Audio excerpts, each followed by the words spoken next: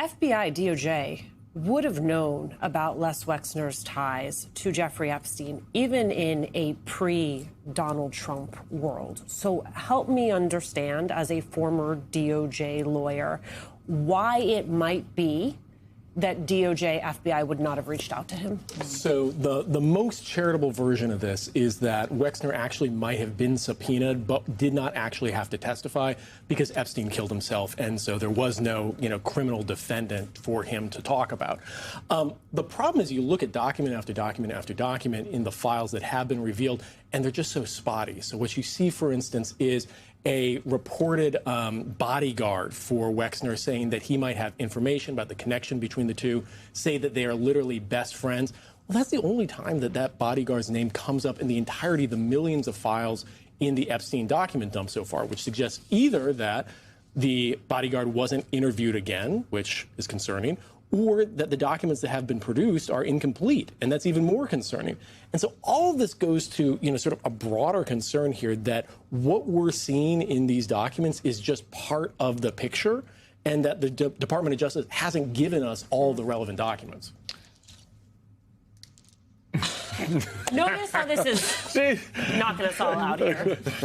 I am knocked out, Ben, because there's always a little truth to a conspiracy theory. Mm-hmm. Like, that's how conspiracy theories continue to have legs, and they continue to live on year after year after year. And when it comes to the conspiracy theory surrounding Jeffrey Epstein, this idea that there was a cover-up, that everybody from the government to world leaders were in on it, it feels like it's kind of true. I think the release, certainly you have to raises questions about, why certain names are redacted, why certain names are not redacted.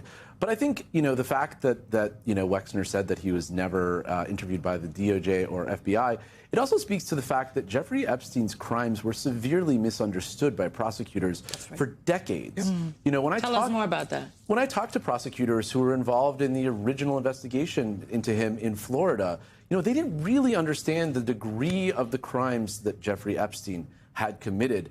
And you can, on one hand, charitably say, well, society has changed. We have a different understanding of rape and sexual assault. On the other hand, there was a pretty damning record even then, and it's pretty clear that they just did not take his crimes as seriously as they should have. That was why he got the deal, but it also raises questions about why they weren't pursuing the people who enabled him more vigorously than they did. So, Brendan, would that explain why a billionaire, and we know how billionaires collect their billions, they're smart, capable, engaged, integrated, on the ground in everybody's business, know what everything's going on around them because they got to protect their assets. Now, seemingly, he turns the control of his assets or the business side of his assets over to Jeffrey Epstein, whom he then says, oh, I got conned. So at what point along the way do you figure out the con? Yeah. $20 million in? $40 million in? $100 million in? It is estimated that he put up to $1 billion into Epstein and his island playground.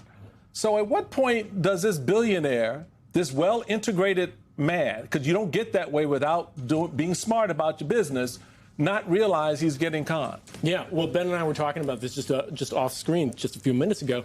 Les Wexner is a billionaire. He gave approximately $50 million to Epstein, over the course of his career.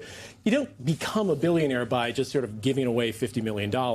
Now, the gifts that Wexner gave to Epstein are pretty extraordinary. They include a mansion in New York, an estate in Ohio, a private jet, and still we don't know. And all that stuff adds up. Yeah, I don't know how many private jets you guys have, but yeah, they start to add Well, how do you think I got to work today, exactly. baby? Come on. Yeah, exactly. So, but the concern that I've got here is, we were just talking about, the inconsistencies or the incompleteness of the production by the Department of Justice.